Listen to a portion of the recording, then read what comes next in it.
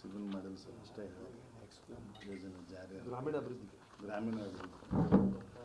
ಸರ್ಕಾರದ ವಿತ್ತ ಖಾತೆ ಸಚಿವೆಯಾದಂಥ ಶ್ರೀಮತಿ ನಿರ್ಮಲಾ ಸೀತಾರಾಮನ್ರವರು ಇವತ್ತಿನ ದಿವಸ ಕೇಂದ್ರದ ಈ ಬಜೆಟ್ ಬಗ್ಗೆ ನಮ್ಮೆಲ್ಲರ ನೆಚ್ಚಿನ ನಾಯಕರು, ಮಾಜಿ ಸಚಿವರು, ಹಾಲಿ ಶಾಸಕರಾದಂಥ ಸನ್ಮಾನ್ಯ ಶ್ರೀಗಳಾದ ಲಿಂಗರಾಜ್ ಪಾಟೀಲ್ರವ್ರನ್ನ, ಬಕೀರೇಶ್ ರೆಡ್ಡಿಯವರನ್ನ, ಚವ್ಹಾಣ್ ಅವ್ರನ್ನ, ಶೇರ್ ಅಧ್ಯಕ್ಷರಲ್ಲಿ ಸೇರಿದ ಪಕ್ಷದ ಸನ್ಮಾನ್ಯ ನರೇಂದ್ರ ಮೋದಿಜಿಯವರ ನೇತೃತ್ವದ NDA ಸರ್ಕಾರ ಇವತ್ತು ವಿತ್ತ ಮಂತ್ರಿ ಶ್ರೀಮತಿ ಸೀತಾರಾಮನ್ರವರ ಮುಖಾಂತರ 2026-27ನೇ ಸಾಲಿನ ಕೇಂದ್ರ ಬಜೆಟ್ ಮಂಡನೆಯಾಗಿದೆ. ಪ್ರಾರಂಭದಲ್ಲಿಯೇ ಶ್ರೀಮತಿ ನಿರ್ಮಲಾ ಸೀತಾರಾಮನ್ರವರು ಒಂದು ಮಾತನ್ನು ಹೇಳಿದರು. ಕರ್ತವ್ಯ ಭವನದಲ್ಲಿ ಕುಳಿತು 3 ಕರ್ತವ್ಯಗಳಿಗೆ ಆದ್ಯತೆಯನ್ನು ಕೊಟ್ಟು ಬಜೆಟನ್ನು ಮಂಡನೆ ಮಾಡ್ತಾ ಇದ್ದೇವಂತ. ನಮ್ಮ ರಾಜ್ಯ ಸರ್ಕಾರನೂ ವಿಚಾರ ಮಾಡಬೇಕು. ವಿತ್ತ ಮಂತ್ರಿ ಸೀತಾರಾಮನ್ ಅವರು ಮೊದಲೇ ಕೇಳಿದರು, ಜನಪ್ರೀತಿಗಿಂತ ಜನರ ಆಶೋತ್ತರಗಳಿಗೆ, ಯೋಜನೆಗಳಿಗೆ ಉಪಯೋಗ ಮಾಡುವ ಆದ್ಯತೆ. ಜನಪ್ರಿಯತೆ ಮುಖ್ಯವಲ್ಲ, ಜನರ ಆಶೋತ್ತರಗಳೇನದಾವು ಅವುಗಳನ್ನು ಈಡೇರಿಸೋದಕ್ಕೆ ಆದ್ಯತೆಯನ್ನು ಕೊಡುವಂಥ ಬಜೆಟ್ ಇದು. 7% ದರದಲ್ಲಿ ದೇಶದ ಆರ್ಥಿಕ ಪ್ರಗತಿಯ ಬೆಳವಣಿಗೆ 7%. ಮುಖ್ಯವಾಗಿ MSME ಅಂತೀವಿ ನಾವು, ಸಣ್ಣ ಗುಡಿ ಕೈಗಾರಿಕೆಗಳಿರ್ಬೋದು, ಸಣ್ಣ ಇಂಡಸ್ಟ್ರಿ ಇರ್ಬೋದು, MSME ಅಂತೇವೆ. ಅದಕ್ಕೆ 10,000 ಕೋಟಿ ಹಣ ಮೀಸಲಿಟ್ಟು ದೇಶಾದ್ಯಂತ 200 ಕೈಗಾರಿಕಾ ಹಬ್ಬಗಳನ್ನು 10,000 ಕೋಟಿ ಮೀಸಲಿಟ್ಟು 200 ಕೈಗಾರಿಕಾ ಹಬ್ಬಗಳನ್ನು ಮಾಡೋದರಿಂದ ಸಾವಿರಾರು ಜನರಿಗೆ, ದುಡಿಯುವ ಕೈಗಳಿಗೆ ಕೆಲಸ ದೊರೀತೈತೆ ಅನ್ನುವಂಥದ್ದು ವಿಶ್ವಾಸ ನಮ್ಮದು. ಆ ದೃಷ್ಟಿಯಲ್ಲಿ ವಿತ್ತ ಮಂತ್ರಿ ಸೀತಾರಾಮನ್ ಅವರು ದೃಷ್ಟಿ ಹರಿಸಿದ್ದನ್ನು ನಾನು ಸ್ವಾಗತವನ್ನು ಮಾಡ್ತೇನೆ. ವಿಶೇಷವಾಗಿ ಇವತ್ತು ಬರ್ತಾ ಆಯುರ್ವೇದದ ಕಡೆಗೆ ಜನ ವಾಲ್ತಾ ಇದ್ದಾರೆ. ಆಯುರ್ವೇದಕ್ಕೆ ಹೆಚ್ಚಿಗೆ ಜನಪ್ರಿಯತೆಯನ್ನು ಗಳಿಸ್ತಿರ್ತಕ್ಕಂಥ ಹಿನ್ನೆಲೆಯಲ್ಲಿ ವಿದೇಶಗಳಲ್ಲಿಯೂ ಕೂಡ ಆಯುರ್ವೇದದ ಔಷಧಗಳನ್ನು ತೆಗೆದುಕೊಳ್ಳುವಂಥ ಪದ್ಧತಿ ಪ್ರಾರಂಭ ಆಗಿದ್ದರಿಂದ ಬಯೋಫಾರ್ಮಾ ಹಬ್ಬಿಗೆ 10,000 ಕೋಟಿ ಹಣವನ್ನು ಮೀಸಲಿಟ್ಟು 350ಕ್ಕೂ ಹೆಚ್ಚು ಸುಧಾರಣಾ ಕ್ರಮವನ್ನು ದೇಶವನ್ನು ಔಷಧಿ ತಯಾರಿಕಾ ಹಬ್ಬಾಗಿ ನಿರ್ಮಾಣ ಮಾಡ್ತಾ ಇದ್ದಾರೆ. 10,000 ಕೋಟಿ ಇಟ್ಟು 350ಕ್ಕೂ ಹಬ್ಬಗಳನ್ನು. ಬಹುತೇಕ ಇವತ್ತಿನ ಆಧುನಿಕ ಯುಗದಲ್ಲಿ ನಿಮ್ಮ ಕ್ಯಾಮ್ರಾದಿಂದ ಹಿಡ್ಕೊಂಡು ನನ್ನ ಮೊಬೈಲ್ ಇರ್ಬೋದು, TV ಇರ್ಬೋದು, ಎಲ್ಲದಕ್ಕೂ ಸೆಮಿಕಂಡಕ್ಟರ್ ಬೇಕು. ಸೆಮಿಕಂಡಕ್ಟರ್ ಶಾರ್ಟೇಜಿಂದ ಕಳೆದ ಒಂದು 4-5 ವರ್ಷಗಳ ಹಿಂದೆ ಆದಂಥ ಒಂದು ವಿಳಂಬವನ್ನು ನಾವು ನೋಡಿದ್ದೇವೆ. ಸೆಮಿಕಂಡಕ್ಟರ್ ಸಾಮರ್ಥ್ಯ ಹೆಚ್ಚಿಸೋದಕ್ಕೆ 40,000 ಕೋಟಿ ರೂಪಾಯಿ ಹಣವನ್ನು ಇಟ್ಟಿದ್ದಾರೆ.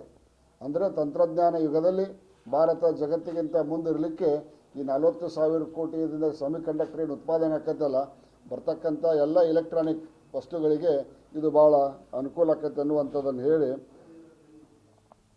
10,000 ಕೋಟಿ ರೂಪಾಯಿಗಳನ್ನು ಜವಳಿ ಮತ್ತು ಹ್ಯಾಂಡ್ಲೂಮ್ ಉತ್ಪನ್ನಗಳಿಗೆ ಜಾಗತಿಕ ಮಾರುಕಟ್ಟೆ ನಿರ್ಮಾಣ ಮಾಡಲಿಕ್ಕೆ 10,000 ಜವಳಿ ಮತ್ತು ಖಾದಿ ಹ್ಯಾಂಡ್ಲೂಮ್,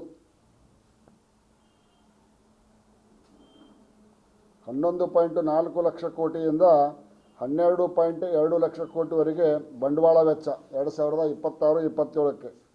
ಮುಖ್ಯವಾಗಿ 20 ಜಲಮಾರ್ಗಗಳನ್ನು ಮಾಡಲಿಕ್ಕೆ ಹಣವನ್ನು ಇಡುವಂಥ ಯೋಜನೆಯನ್ನು ಮಾಡಿದರೆ ಮುಂದಿನ 5 ವರ್ಷಗಳಲ್ಲಿ 20 ಜಲಮಾರ್ಗಗಳು, ಅಂಡರ್ ಸಿ ಅಂತ ಹೇಳ್ತೇವೆ, ಅಂಡರ್ ವಾಟರ್ ಅಂತ ಹೇಳ್ತೇವೆ ಅದಕ್ಕೆ. ಆಮೇಲೆ 7 ಹೊಸ ಸ್ಪೀಡ್ ರೈಲುಗಳನ್ನು ದೇಶದಲ್ಲಿ ಕೊಟ್ಟಾರ. ಅದರಲ್ಲಿ 2 ರೈಲುಗಳನ್ನು ನಮ್ಮ ಬೆಂಗಳೂರಿಗೆ ಕೊಟ್ಟಾರ. Out of 7, 2 has been given to the state of Karnataka. High speed ಕಾರಿಡಾರನ್ನು ಬೆಂಗಳೂರಿಗೆ ಕೊಟ್ಟಿದ್ದಾರೆ. ಹೈಸ್ಪೀಡ್ ಟ್ರೈನ್ ಕಾರಿಡಾರನ್ನು ಬೆಂಗಳೂರಿಗೆ ಕೊಟ್ಟಿದ್ದಾರೆ. ಮುಖ್ಯವಾಗಿ ಈ ಉದ್ಯೋಗಕ್ಕಾಗಿ ವಿದ್ಯಾ ಆಧಾರಿತ ಉದ್ಯೋಗ ಸೃಷ್ಟಿಗೆ ವಿಶೇಷ ಆದ್ಯತೆ. ಅಂದರೆ ನಾವು ಏನು ಕಲ್ತಿರ್ತೀವಿ ಆ ನಮ್ಮ ವಿದ್ಯೆಯ ಮೇಲೆ ಉದ್ಯೋಗ ಸೃಷ್ಟಿ ಮಾಡೋದಕ್ಕೆ ಆದ್ಯತೆಯನ್ನು ಕೊಟ್ಟು, ಮತ್ತು ದೇಶಾದ್ಯಂತ 5 ಮೆಡಿಕಲ್ ಹಬ್ಗಳ ನಿರ್ಮಾಣ, ಮೆಡಿಕಲ್ ಹಬ್ ಮಾಡಿ 5 ಮೆಡಿಕಲ್ ಹಬ್ಗಳನ್ನು ಮಾಡಿ, ಆಯುರ್ವೇದಿಕ 3 ಕಾಲೇಜುಗಳು, ಉನ್ನತ ನಿರ್ಮಾಣ, ರಫ್ತು ಉತ್ತೇಜನೆಗೆ 1, ಪ್ರತಿ ಜಿಲ್ಲೆಗೆ ಬಾಲಿಕೆಯರ ಹಾಸ್ಟೆಲ್ ಮೋಸ್ಟ್ ಇಂಪಾರ್ಟೆಂಟ್. ಒಂದೊಂದು ಜಿಲ್ಲೆಗೆ ಒಂದೊಂದು, ಯಾಕೆಂದರೆ ಜಿಲ್ಲಾ ಕೇಂದ್ರಗಳಿಗೆ ಹಳ್ಳಿಗಳಿಂದ ಬೇರೆ ಬೇರೆ ತಾಲೂಕುಗಳಿಂದ ವಿದ್ಯಾಭ್ಯಾಸಂಗಕ್ಕಾಗಿ ಜಿಲ್ಲಾ ಹೆಡ್ ಕ್ವಾರ್ಟರ್ಗೆ ಬರ್ತಾರೆ. PUC ಇರ್ಬೋದು, ಪ್ಯಾರಾಮೆಡಿಕಲ್ ಇರ್ಬೋದು, ಈ ರೀತಿ ಅಂಥವ್ರಿಗೆ ಹಾಸ್ಟೆಲ್ ತೊಂದರೆ ಆಗೋದ್ರಿಂದ ಪ್ರತಿ ಜಿಲ್ಲೆಗೂ ಆಲ್ ಓವರ್ ಇಂಡಿಯಾ ಪ್ರತಿ ಜಿಲ್ಲೆಗೂ ಒಂದು ಬಾಲಕಿಯರ ಹಾಸ್ಟೆಲನ್ನು ಕೊಡುವಂಥದ್ದನ್ನು, ರೈತರ ಪರಿಸ್ಥಿತಿಯನ್ನು ಸುಧಾರಿಸಲಿಕ್ಕೆ, ರೈತ ನಿರ್ಭೀತವಾಗಿ ಬೆಳೆಯನ್ನು ಬಿತ್ತಲಿಕ್ಕೆ 500 ಹೊಸ ಡ್ಯಾಮುಗಳನ್ನು, ಹೊಸ ಜಲಾಶಯಗಳನ್ನು, 500 ಜಲಾಶಯಗಳನ್ನು ಮಾಡುವುದರ ಮುಖಾಂತರ ರೈತ ಕ್ರಾಂತಿಗೆ ಮತ್ತೊಮ್ಮೆ ಈ ದೇಶದ ಪ್ರಧಾನಿ ಮುನ್ನುಡಿಯನ್ನು ಬರೆಯಲಿದ್ದಾರೆ. ಈ ಮೂಲಕ ಕೃಷಿ ಉತ್ಪಾದನೆ ಹೆಚ್ಚಳಕ್ಕಾಗಿ ಭಾರತ್ ವಿಸ್ತಾರ್ ಯೋಜನೆ ಎನ್ನುವಂಥ ಯೋಜನೆಯನ್ನು ಜಾರಿಗೆ ತರುವಂಥ ಇದರಲ್ಲಿ ಕೆಲಸವನ್ನು ಮಾಡ್ತಾ ಇದ್ದಾರೆ. ಪ್ರಮುಖ ನಗರಗಳಿಗೆ 4000 ಎಲೆಕ್ಟ್ರಿಕ್ ಬಸ್ಗಳು, ಪ್ರಮುಖ ನಗರಗಳಂದರೆ ನಮ್ಮಲ್ಲಿ ಬೆಂಗಳೂರು ಬರ್ಬೋದು, ಮಂಗಳೂರು ಬರ್ಬೋದು, ಹುಬ್ಬಳ್ಳಿ, ಧಾರವಾಡ, ದಾವಣಗೆರೆ ರೀತಿಯಾಗಿ ಬರ್ಬೋದು. 16ನೇ ಹಣಕಾಸಿನ ಆಯೋಗದ ಮೂಲಕ 1.41 ಲಕ್ಷ ಕೋಟಿಯ ಮೂಲಕ ರಾಜ್ಯಗಳಿಗೆ ಹಣವನ್ನು ಹಂಚಿಕೆಯನ್ನು ಮಾಡುವಂಥದ್ದು. ಇಂಪಾರ್ಟೆಂಟ್ ಅಂದರೆ ಇವೆಲ್ಲ ಮಾಡುವೊಳಗೆ ನಮ್ಮ ವಿತ್ತೀಯ ಕೊರತೆ ಬಿಲೋ 5% ಇರಬೇಕನ್ನುವಂಥದ್ದು ಒಂದು ಆರ್ಥಿಕ ತಜ್ಞರ ನೀತಿ ಇದೆ. ಆದರೆ ಭಾರತ ಸರ್ಕಾರದ ಇವತ್ತಿನ ಬಜೆಟ್ನಲ್ಲಿ ವಿತ್ತೀಯ ಕೊರತೆ 4.4 ಮಾತ್ರ ವಿತ್ತೀಯ ಕೊರತೆ ಇರ್ತೈತಿ. ಸಾಲದ ಪ್ರಮಾಣದಲ್ಲಿಯೂ ಕೂಡ ಇಳಿಕೆಯನ್ನು ಕಂಡೈತಿ. ಮಹಿಳೆಯರಿಗಾಗಿ ಲಖಪತ್ ದೀದಿ ಯೋಜನೆ ಮತ್ತು ದಿನಸಿ ಅಂಗಡಿ ಸ್ಥಾಪಿಸುವ ಮಹಿಳೆಯರಿಗೆ ಆರ್ಥಿಕ ಉತ್ತೇಜನ, ಹೆಣ್ಣುಮಕ್ಕಳು ಕೂಡ ಗಂಡನ ಜೊತೆಗೆ ತಮ್ಮ ಮನೆತನ ಜೊತೆಗೆ ಆರ್ಥಿಕ ಸ್ವಾವಲಂಬನೆಯನ್ನು ಸಾಗಿಸಲಿಕ್ಕೆ ಒಂದು ದಿನಸಿ ಅಂಗಡಿ, ರೇಷನ್ ಅಂಗಡಿ ಅಥವಾ ಈ ದಿನಸಿ ಅಂಗಡಿ, ಕಿರಾಣಿ ಅಂಗಡಿ ತೆಗೆದ್ರೆ ಅದಕ್ಕೆ ಕೇಂದ್ರ ಸರ್ಕಾರದಿಂದ ಆರ್ಥಿಕ ಸಹಾಯವನ್ನು ಕೊಡುವಂಥ ಒಂದು ಯೋಜನೆಯನ್ನು ತಂದಾರ. 7 ಅಪರೂಪ ಕಾಯಿಲೆಗಳು, ಇವತ್ತು ಕೆಲವು ಕಾಯಿಲೆಗಳು ಗುಣ ಆಗೋದಿಲ್ಲ, ಆದರೆ ಅವು ಖರ್ಚು ಮಾಡುವಂಥ ವೆಚ್ಚ ಭಾಳ.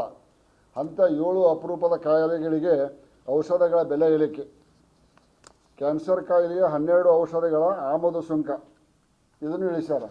ಇವತ್ತಿನ ಈ ಒಂದು ಯುಗದಲ್ಲಿ ಬಹುತೇಕ ದಿನದಿಂದ ದಿನಕ್ಕೆ ಕ್ಯಾನ್ಸರ್ ಪೇಷಂಟ್ಗಳು ಹೆಚ್ಚಾಗಕತ್ತಾವೆ. ಆ ಕ್ಯಾನ್ಸರ್ಗೆ ಬೇಕಾಗುವಂಥ, ಕ್ಯಾನ್ಸರ್ ಗುಣಮುಖವಾಗುವಂಥ 7 ವಿದೇಶಗಳಿಂದ ಆಮದು ಮಾಡಿಕೊಳ್ಳಬಹುದಂಥ ಉತ್ತಮ ಗುಣಮಟ್ಟದ ಔಷಧಗಳ ಮೇಲಿನ ಆಮದು ಸುಂಕವನ್ನು ಇಳಿಕೆ ಮಾಡಿಕೊಂಡು ಒಂದು ಕಡೆ ರೈತರಿಗಾಗಿ ಹೊಸ ನೀತಿ ಜಾರಿ, ರೈತರಿಗಾಗಿ ಹೊಸ ಜಲಾಶಯಗಳ ನಿರ್ಮಾಣ, ಟ್ರಾನ್ಸ್ಪೋರ್ಟೇಷನ್ಕ್ಕೆ ಜಲಮಾರ್ಗಗಳು, ಆರೋಗ್ಯ ದೃಷ್ಟಿಯಿಂದ ಪ್ರಮುಖ ಔಷಧಗಳ ಬೆಲೆ ಇಳಿಕೆ, ಆಮದು ಸುಂಕ ಇಳಿಕೆ, ಈ ರೀತಿಯಾಗಿ ಎಲ್ಲ ದೃಷ್ಟಿಯಿಂದಲೂ ಕೂಡ ಇದು ಏನು 2045ಕ್ಕೆ ವಿಕಸಿತ ಭಾರತ ಯೋಜನೆ ಏನು ಪ್ರಧಾನಿಗಳ ಕನಸು ಐತಲ್ಲ, ಈ ವಿಕಸಿತ ಭಾರತ ಯೋಜನೆಗೆ ಪೂರಕವಾದಂಥ ಒಂದು ಬಜೆಟ್ಟು. ಈ ಬಜೆಟನ್ನು ನಾವು ಸ್ವಾಗತ ಮಾಡ್ತೇವೆ.